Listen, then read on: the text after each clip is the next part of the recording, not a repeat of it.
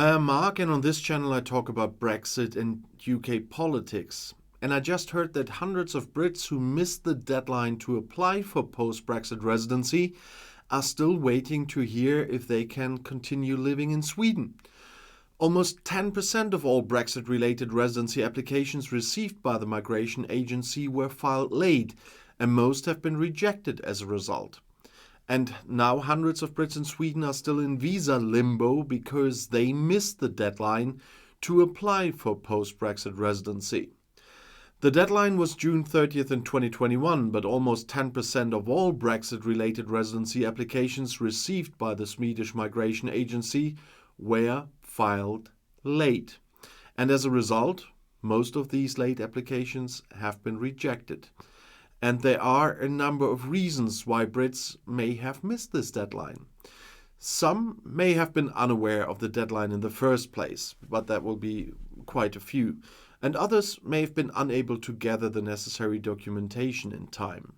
This would still be legit ones, but still others have simply been too busy or preoccupied with other things to focus on something unimportant than their residency application.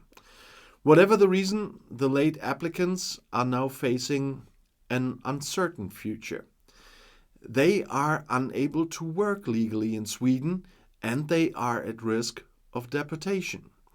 Some have already had their residency applications rejected, as I said, and others are still waiting for a decision. The Swedish Migration Agency has said that it is sympathetic to the plight of the late applicants, but that it must follow the law, of course. The agency has also said that it is working hard to process all residency applications as quickly as possible. However, the late applicants say that they are not receiving enough support from the Swedish government. Did they make you be late? But they argue that the deadline was too short and that the government should have done more to help them apply for residency on time. And they are also calling for the government to reconsider their rejected applications. According to Swedish law, British citizens who were resident in Sweden before the end of the transition period on December 31st in 2020 had until June 30th in 2021 to apply for a new resident status known as Uphall status. This new residency status allows British citizens to continue to live and work in Sweden after Brexit. British citizens who missed the deadline to apply for Uphall status are no longer automatically entitled to live and work in Sweden. However, the Swedish Migration Agency has said that it will consider late applications on a case-by-case basis.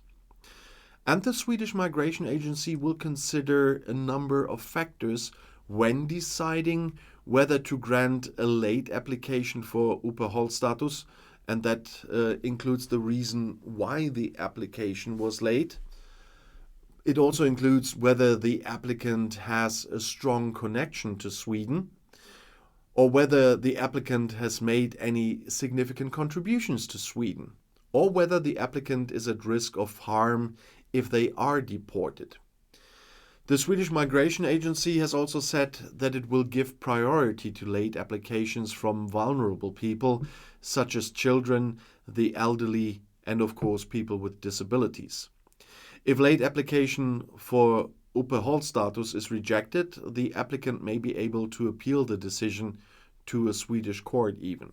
However, it's important to note that the courts are very unlikely to overturn the Swedish Migration Agency's decision unless there are compelling reasons to do so.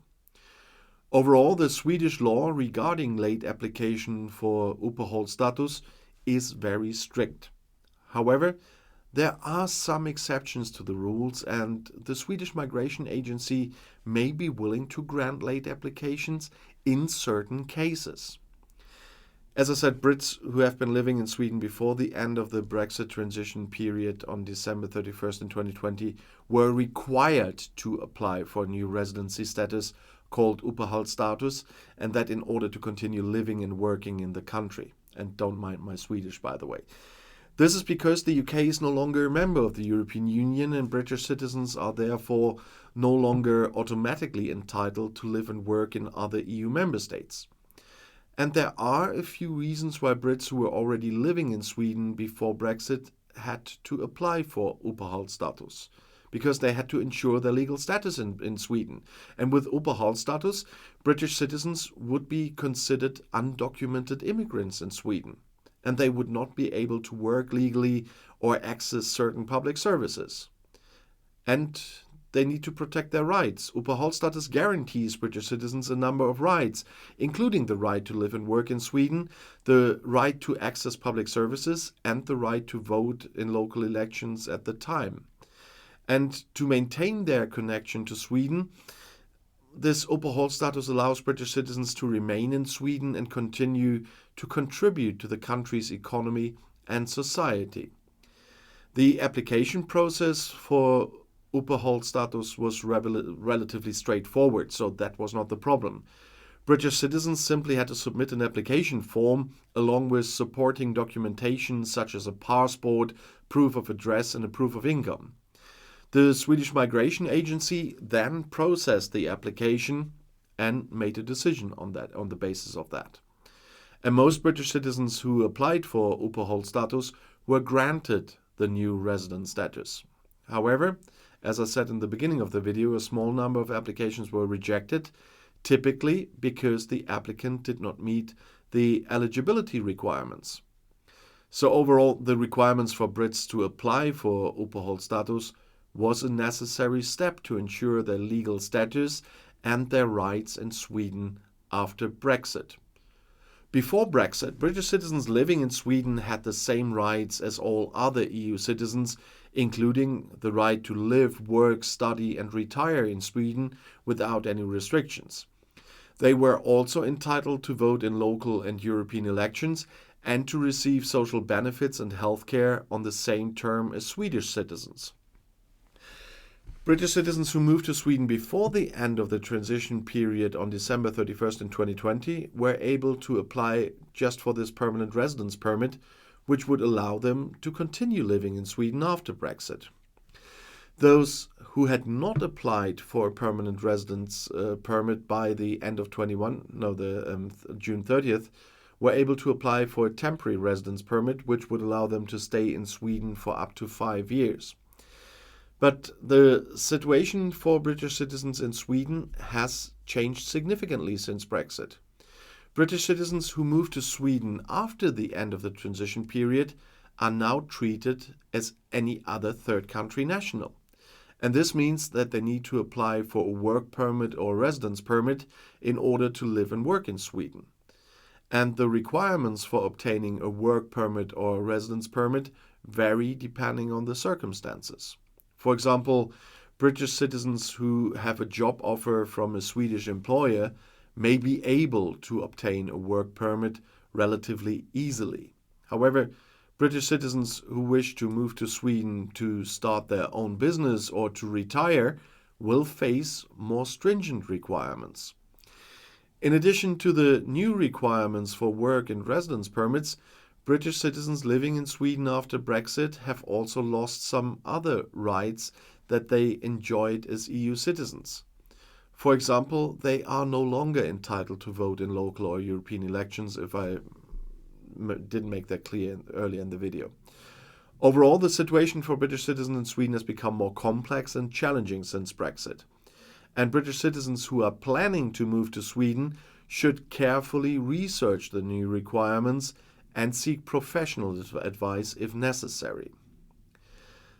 That's another downside here, but at least the mood in British industry improved somewhat in October from a low level, so bring in some positive stuff. But S&P's Global's Purchasing Managers Index rose 0.5 points from the previous month to 44.8 points, as S&P announced on Wednesday in London after a second round of surveys.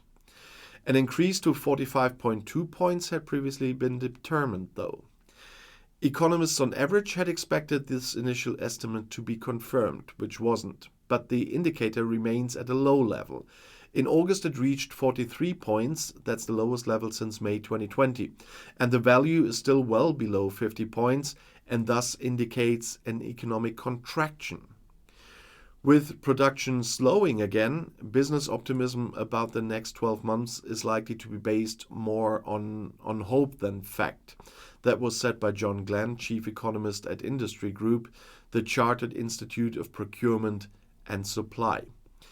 This is because the UK economy remains in poor shape and manufacturing output is experiencing its sharpest downturn since the 2008-2009 recession. Improvement in input product costs, which fell for the 6th month in a row, and improved delivery times were not enough to bring the sector back to growth. And if you want to know more, the next video is right here in the end screen. I'll see you there. I'll be back.